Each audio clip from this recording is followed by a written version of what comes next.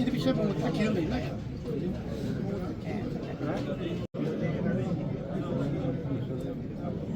चलो चेयरमैन साहब आइए, वाइस चेयरमैन साहब नहीं आता लोग तो गुरुवार साहब तो सुनाओ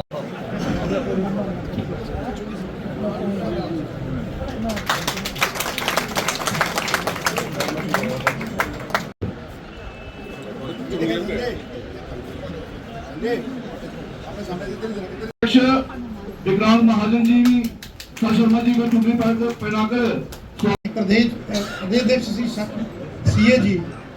भारतीय जनता कार्यकर्ता हैं और वर्तमान में हम सबके अध्यक्ष हैं। हम सबको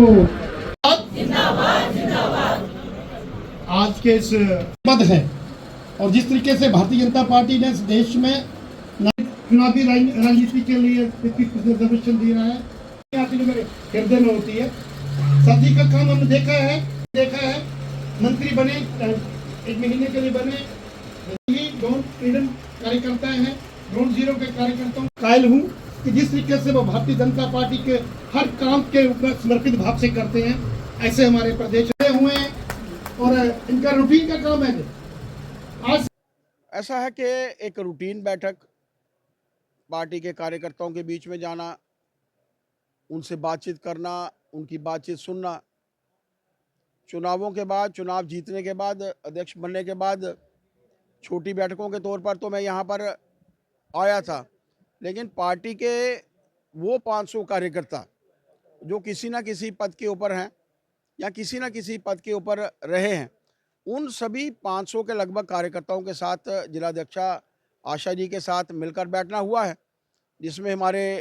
बीडीसीज पूर्व चेयरमैन भी थे, डीडीसीज के हमारे चेयरमैन, उप चेयरमैन और पूरे डीडीसी मेंबर्स थे, सभी मंडलों के अध्यक्ष, मंडलों के पदाधिकारी। ये जो नई टीम बन रही है, जहाँ जो बनने वाली है, इनके साथ बैठना, पुराने समय के कार्यों की ऊपर समीक्षा और आगामी आने वाले कार्यक्रमों का रूपरेखा कैसी होगी, उसके बारे में जानकारी जो है उनसे साझा की है। एक रूटीन बैठक थी, लेकिन मेरा मानना है कि इन रूटीन बैठकों के माध्यम से ही मेरे ध्यान में भी आया और इनके ध्यान में भी लाया गया है कि आगामी आने वाले समय में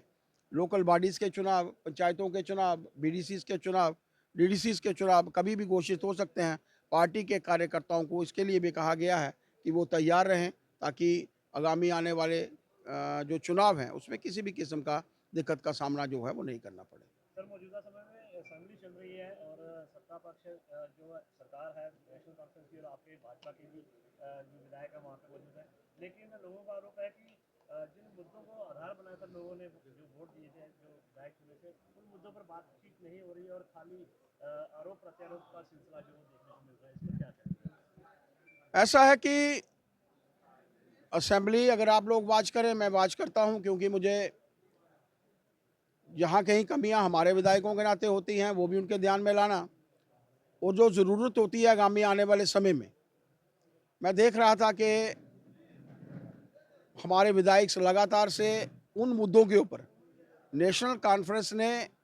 चुनावी मुद्दों के ऊपर जो चुनाव लड़ा था, उनमें से एक भी मुद्दा जो है वो पूर्ण नहीं किया।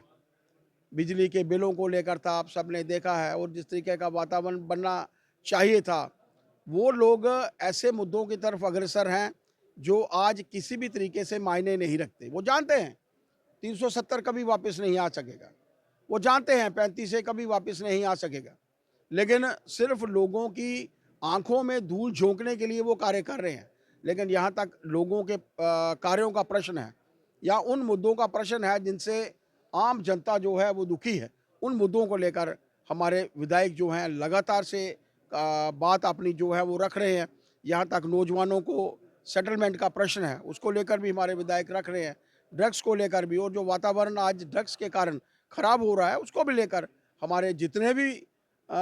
विधायकगण हैं, चाहे वो 0 आवर है, चाहे हमारा क्वेश्चन आंसर सेशन है। क्वेश्चन आंसर सेशन में बहुत कम क्वेश्चन जो है वो लगते हैं, लेकिन जो भी क्वेश्चंस लगते हैं, आम जनता की जो दुख तकलीफ़ें होती हैं उनको लेकर ही जो है हमारे विधायकों ने प्रश्न रखे थे, और उसको लेकर जो है हमारे विधायक काम भी कर रहे हैं। बहुत बहुत धन्यवाद आपका, थैंक यू।